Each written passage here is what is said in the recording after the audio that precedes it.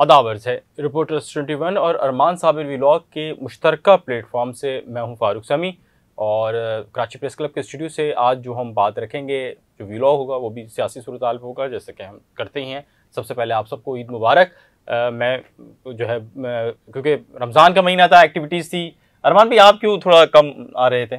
फिर भी आप तो आ रहे थे। हाँ, मैं तो फिर भी आ रहा था, लेकिन जो है वो रमज़ान की वजह से ज़ाहिर है टाइम शेड्यूल जो है वो इधर उधर हो जाता है। तो बहरहाल आप तो बिल्कुल बहुत दिनों के बाद इसकी वजह भाई मैं इससे पहले भी रखी थी मैंने कि कराची प्रेस क्लब में हम इफ्तार कराते हैं। मैं एक गवर्निंग बॉडी का मेंबर हूँ, उसका बोर्ड ऑफ गवर्नर्स में हूँ। ज़रा ज़्यादा काम बढ़ जाते हैं हमारा और बहुत सारी एक्टिविटीज़ हो जाती हैं, तो उस वजह से आप लोगों के सामने नहीं आ पा रहे थे। माजरत चाहते हैं इस पर। जल्दी से आते हैं मौजू की जानिब, और मौजू है जनाब माइनस अल्ताफ़ हुसैन। जो प्लेटफॉर्म था अब उसमें माइनस का सिलसिला जारी है।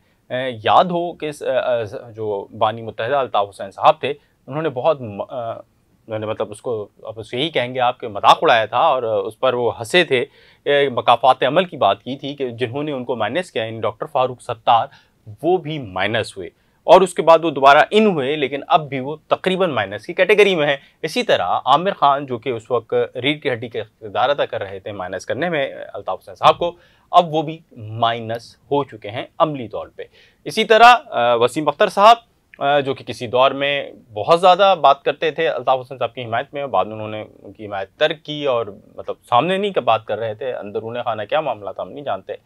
अब तकरीबन वो भी माइनस हो गए हैं। इस वक्त मुत्तहिदा कौम मूवमेंट जो अपने आप को कहती है, यानी वो बहादुराबाद वाला जो ग्रुप है, उसमें अगर कोई लीड कर रहा है तो वो सैयद मुस्तफ़ा कमाल हैं, फिर डॉक्टर खालिद महमूद सिद्दीकी, और फिर कहीं जाकर अनीस खामखानी के बाद जो है उनका नाम आता है डॉक्टर फारूक सत्तार साहब का। इसी तरह अनीस खामखानी, जो कि माजी में भी अपनी बेहतरीन कारकर्दगी का मुजाहरा कर चुके हैं, तंजीमी स्ट्रक्चर को चलाने में वो अपना किरदार अदा कर रहे हैं। एक तो ये इस इशू के ऊपर बात करते हैं और उसके साथ साथ बात होगी कराची के जो बड़े खासे बुरे हालात हैं उन पे, कराची के इदारे तबाह हो रहे हैं, उसके ऊपर भी बात करेंगे। पहले इस पर बात करते हैं, आप कैसे देख रहे हैं? नमाज में भी आपने और हमने नोटिस किया। जी हाँ, एक अच्छा इनका प्रेस रिलीज़ भी आया था और प्रेस रिलीज़ में भी जो है वो बताया गया था कि किसने कहाँ पर नमाज अदा की, नमाज ईद। उसमें भी इनका तस्करा नहीं। हालांकि ये बड़े अहम लीडर रहे हैं, राब्ता कमेटी के भी बहुत सीनियर मेंबर्स भी रहे हैं, दोनों आमिर खान साहब भी और अब भी हैं, वसीम अख्तर साहब भी और अब भी हैं। आमिर खान ने तो नमाज अदा भी की थी यहाँ पे, और नमाज अभी अदा भी की थी यहाँ पर, लेकिन इनका नाम नहीं था। या तो अगर अच्छा 7 रह भी गया तो बाद में कोई इस तरह का प्रेस रिलीज आना चाहिए था कि उन्होंने कहाँ कहाँ कौन कौन सी एक्टिविटीज़ की। तो उनका कई दिनों से हम देख रहे हैं, कई दिनों से उनका कोई तस्करा, आमिर खान साहब का कहीं कोई तस्करा नहीं है। हालांकि वह यहाँ मौजूद हैं, यहाँ पर वो अपनी सरगर्मियाँ भी कर रहे हैं, लेकिन उनका कोई तस्करा नहीं है। और वो पार्टी में भी जो है वो नज़र नहीं आ रहे हैं। जो पार्टी की प्रेस कॉन्फ्रेंसेस हो रही हैं, जो पार्टी के इवेंट्स हो रहे हैं, उसमें भी वो अमली तौर पर नज़र नहीं आ रहा है।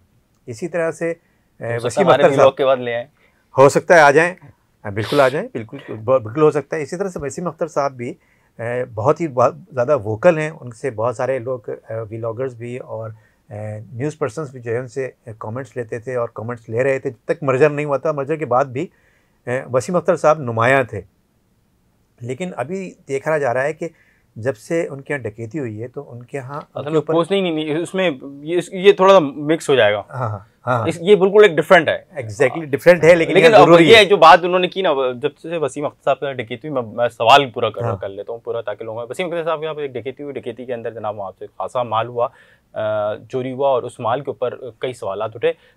ये जो डकैती हुई उसको बहुत ज़्यादा नहीं हुआ, मतलब ना ही एमकेएम के प्लेटफॉर्म्स उसके हवाले से कोई बड़ी प्रेस रिलीज आई कि भाई इस तरह का मामला हो गया है और कराची वाले महफूज नहीं है, कोई इस तरह की कोई बात नहीं हुई जिस तरह की नॉर्मली होती है। साफ़ी हमारे फैसल भाई थे, ब्यूरो चीफ एक्सप्रेस के, वो लुटे हमारे सीनियर थे, हमने तो बैंड बजा दी, हमने तो खूब क्रिटिसाइज किया इन तमाम चीज़ों को, लेकिन इस तरह का कोई क्रिटिसिज्म नहीं था।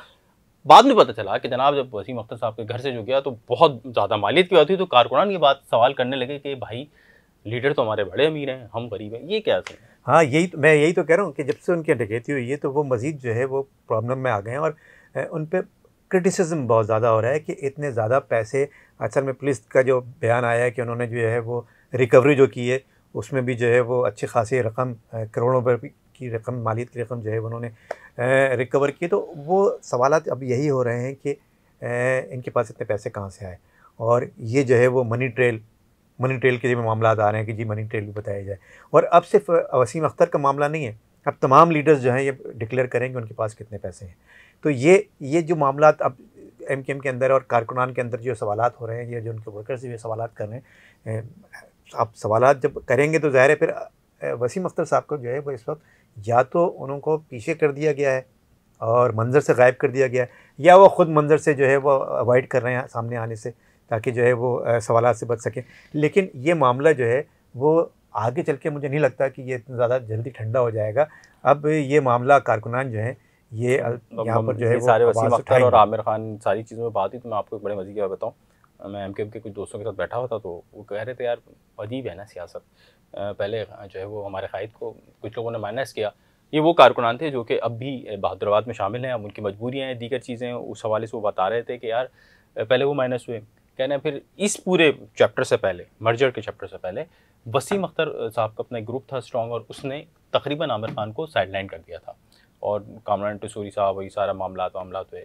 फिर मर्जर हो गया और वसीम अख्तर साहब उसी तरह माइनस हो गए जिस तरह आमिर खान साहब माइनस हुए थे। बिल्कुल। तो अब वो कह रहे हैं कि तो कह रहे हैं मुखाफात अमल, वो जिस दिन ये प्रेस कॉन्फ्रेंस की थी अल्ताफ हुसैन साहब ने, उस दिन की बात है ये, उन्होंने बोला यार ये सारे जो मुखाफात अमल है ना, इसका कह रहे हैं सिलसिला चल रहा है, हाँ। इसको माइनस करता है वो अगला आगे उसको माइनस। अच्छा, एक बात और भी है फारूक, अभी जो ये भी देखा जा रहा है, क्रिटिक्स ये भी कह रहे हैं कि एक तरफ आप ये देखें कि इनके पास से जो है वो जो रॉबरी हुई है, वो वैसे तो इनके साथ ज़ाहिर है हमदर्दी की जानी चाहिए कि भाई किसी के भी रॉबरी हो, किसी का भी माल चला जाए तो ज़ाहिर है उसको अफसोस ही होता है और उसके साथ लोग हमदर्दी करते हैं।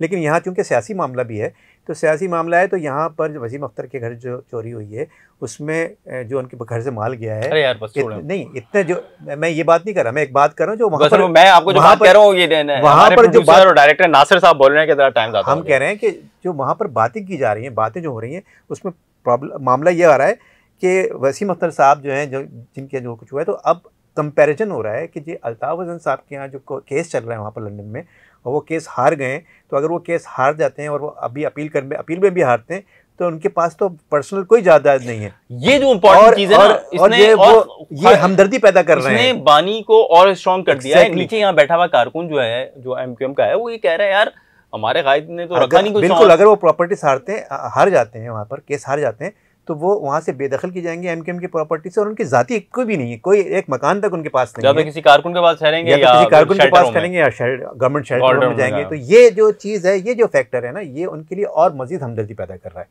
बिल्कुल जनाब, इसके साथ साथ कराची के जो इंफ्रास्ट्रक्चर की बात कर लें, थोड़ा सा उस पर भी बता दें कि कराची के इंफ्रास्ट्रक्चर पे जो है बिल्कुल तवज्जो नहीं है। इसके साथ साथ सूबे भर में से लगता है कि सारे नशे ही यहाँ पर आ गए हैं, और आपको जगह जगह आप देख रहे होंगे कि जो पुल हैं, जो तामीरात हैं, वहाँ से सरिये निकालते हुए नज़र आते हैं। बहुत नॉर्मल सी बात है, लेकिन इसको बड़ा संजीदगी से लिया जा रहा है। इसके साथ साथ मैं एक सर्वे आपको के सामने रख दूँ। एक सर्वे रिपोर्ट है जिसके अंदर ये बताया गया है कि रवां साल पूरे पाकिस्तान और खुसूसन सूबे सिंध के में सबसे ज़्यादा टैक्स देने वाले, यानी वो मिडिल क्लास तबका जो कि कराची के शहरी सूबे सिंध के शहरी इलाकों में रहता है, उधर तो जो ख़रीदारी का रुझान सबसे कम रहा। इस हवाले से मीडिया पर हो सकता है आपने रिपोर्ट भी देखी हो, तमाम, क्योंकि ये एक ओपन वो सर्वे था जिस पे ये तमाम चीज़ें आ गई हैं। और इसी तरह कारोबारी बिरादरी ने भी इस हवाले से एहतजाज किया है। कराची ताजिर इत्तेहाद के इस्माइल लालपुरी और दीगरों से भी मेरी गपशप हुई, तो उन्होंने भी मुझे यही बताया कि इस दफ़ा ख़रीदारी का तनासुब खासा कम रहा, जिसकी वजह से